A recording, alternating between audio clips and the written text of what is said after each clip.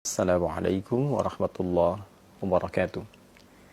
Alhamdulillahi rabbil alamin. Wassalatu wassalamu ala rasulillahil karim wa ala alihi wa sahbihi ajma'in wa ba'd. Saudara-saudariku, kita sangat bersyukur pada Allah Subhanahu wa ta'ala diberikan kesempatan untuk mengoptimalkan ibadah di bulan Ramadan, khususnya di tahun ini. Tentu kita berharap seluruh rangkaian ibadah yang telah ditunaikan berkenan diterima oleh Allah Subhanahu wa ta'ala dengan penerimaan terbaik, insyaallah.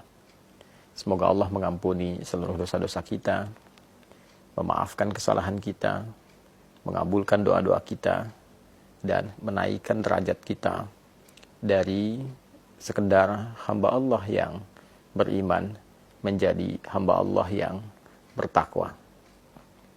Saudara-saudariku, alhamdulillah setelah kita menuntaskan siam Ramadan, kita memasuki bulan baru di tanggal yang baru dan tentunya dengan rangkaian-rangkaian ibadah sunnah khususnya yang menyertai dan tidak ditemukan di waktu-waktu yang lain. Syawal adalah bulan spesial saat hari pertamanya selain melepaskan kita dengan rangkaian ibadah Ramadan, juga menghadirkan rangkaian ibadah sunnah-sunnah yang hanya ditunaikan di waktu itu saja. Mulai dari sholat Idul Fitri di hari yang pertama, memperbanyak takbir, membangun dan mengeratkan silaturahim, dan disusul pada hari-hari berikutnya dengan menu-menu sunnah yang tentu melahirkan keistimewaan yang tidak sama dengan waktu-waktu lainnya. Alhamdulillah, ada satu informasi penting yang disampaikan oleh sahabat Abu Ayyub Al-Ansari radhiyallahu ta'ala anhu, yang informasi ini dirangkum oleh Imam Muslim rahimahullah dalam kitab beliau Sahih Muslim nomor hadis 1164. Informasi ini bersambung hingga ke Rasulullah SAW saat beliau bersabda, "Man shama Ramadana wa atba'ahu sittan bin Syawal faka'annama yasumud dahra." Siapapun yang menunaikan puasa Ramadan. Ingat, puasanya dirangkaikan dengan apa? Ramadan. Man shama Ramadana. Siapapun yang menunaikan puasa Ramadan. Thumma atba'ahu sittan bin Syawal. Lalu diikuti dengan menunaikan puasa sunnah di bulan Syawal sebanyak 6 hari. Nah, 6 hari ini bisa dilakukan berturut-turut. Misal, Anda memulai, misalnya ada yang bahkan sudah di hari ini, ada yang melakukan di hari Selasa misalnya, ya. Bisa Anda lakukan di Selasa, Rabu, Kamis, Jumat, Sabtu, Ahad. Ini yang berturut-turut.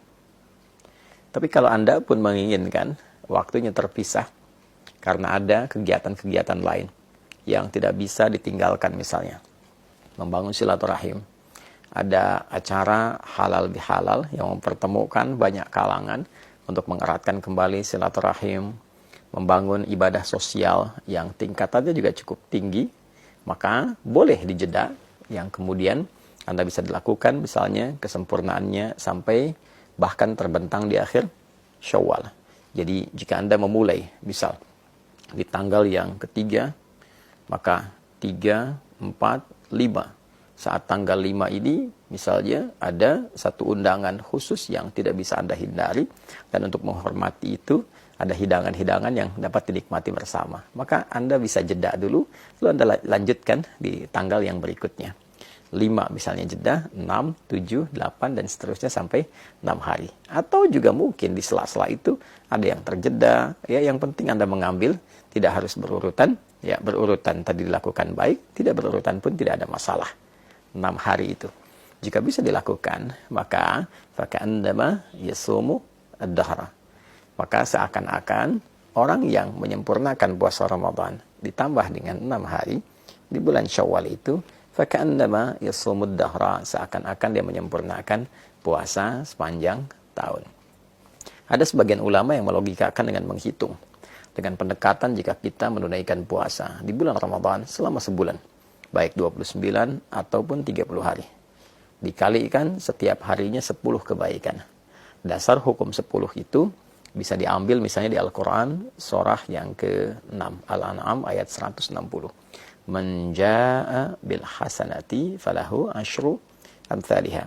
Siapapun yang menunaikan perbuatan baik yang bernilai ibadah, maka dia mendapatkan padanan pahala. Setiap ibadah itu setidaknya 10 kebaikan. Ya. Jadi kalau satu pekerjaan baik, nilainya paling sederhananya, paling kecilnya ada 10, maka dikalikan dengan 10 itu. 29 atau 30 hari dikalikan 10. Maka didapatkan 290 atau 300. Lalu 6 dikalikan dengan 10, maka didapati 60. Jika Anda jumlahkan 290 tambah 60, ambil yang paling terkecil ya misalnya, maka mendapatkan 350. 350 ini kalau pendekatannya bulan Hijriyah, bukankah sangat mendekati hitungan setahun secara umum ya? Ya kan? 350 sekian. Ya, kan orang Arab suka membulatkan itu. Kalau ada 42 disebut al-arba'in. Ya demikian, ketika Anda misalnya menunaikan 30, dikalikan 10, 300 tambah 60, 360 ya. Nah, kalaupun dihitung menggunakan pendekatan Hijriyah ataupun pendekatan Masehi, tentu ini secara umumnya dinilai sebagai bilangan setahun penuh. Nah, itu yang dimaksudkan. Nah, yang kedua, ada yang sangat menarik. Orang-orang yang konsisten menunaikan ibadah Ramadannya, lalu dia menyempurnakan ibadah Ramadan itu dengan bersyukur kepada Allah Subhanahu wa taala. Walitukabbirallaha ala ma hadakum wa la'allakum tashkurun, dengan meningkatkan ibadahnya. Jadi syukur ketika diberikan kemampuan untuk meningkat ibadah saat Ramadan adalah berupaya menjaga ritme ibadah itu sehingga tetap berjalan baik pasca Ramadan. Walaupun mungkin tidak seoptimal Ramadan karena keadaannya tentu tidak sama. Tapi kita bisa bandingkan dengan yang sebelum Ramadan. Jika sebelum Ramadan mengajinya hanya 3 ayat, maka pasca Ramadan misal kita dapati 1 halaman, kita dapati 1 lembar. Lalu itu terjaga. Lalu ditunjukkan juga dengan kita berkomitmen meningkatkan ibadah seperti puasanya. Dan diawali dengan puasa apa? Sunnah. Di bulan apa? Syawal. Nah, itu yang mahal. Itu yang mahal.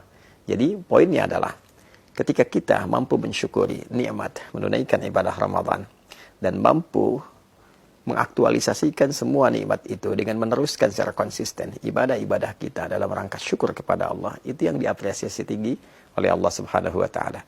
Sehingga nilai puasa kita bukan terbatas di Ramadan, tapi seakan-akan setiap waktu terjaga sampai ketemu Ramadan kembali. Itu esensinya. Jadi bukan sekedar tambah 6 dihitung, apalagi kalau menggunakan satu pendekatan yang tidak keren. Karena ada perbedaan 29-30, maka saling memperbincangkan ini yang sempurna, ini yang setahun, yang tidak. Bukan. Esensinya bukan itu. Esensinya bagaimana kita bisa menjaga spirit Ramadan kita sehingga berlangsung secara kontinu sampai dengan akhir di bulan Ramadan itu, terus berlanjut 11 bulan berikutnya sehingga terjaga kondisi spiritualitas kita seakan-akan kita dalam kondisi puasa selama setahun. Itu poinnya ya. Jadi memahami makna secara real, memahami lafzi tadi, memahami makna secara kontekstual. Ada yang tekstual, ada yang kontekstual. Kalau kita padukan keduanya secara tekstual, pahalanya seakan-akan didapati selama setahun. Secara kontekstual, dia terjaga selama setahun dengan spirit puasanya. Dia meningkat ibadah, dia menghindari dosa, sampai dia bertemu Ramadan berikutnya. Kalau mampu dilakukan seperti itu, maka ada kebanggaan saat dia pulang menghadap Allah Subhanahu wa taala. Lis-shaimi farhatani. Ada 2 kebahagiaan, kebanggaan bagi orang yang telah menunaikan puasa. Farhatun 'inda yuftir.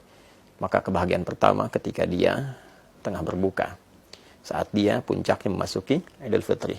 Dan yang kedua, saat ia menghadap kepada Rabb-nya, membawa pahala puasanya karena berhasil menaklukkan nafsunya dan berhasil menjaga ritme puasanya dalam kondisi spiritual yang baik sampai di ujung wafatnya.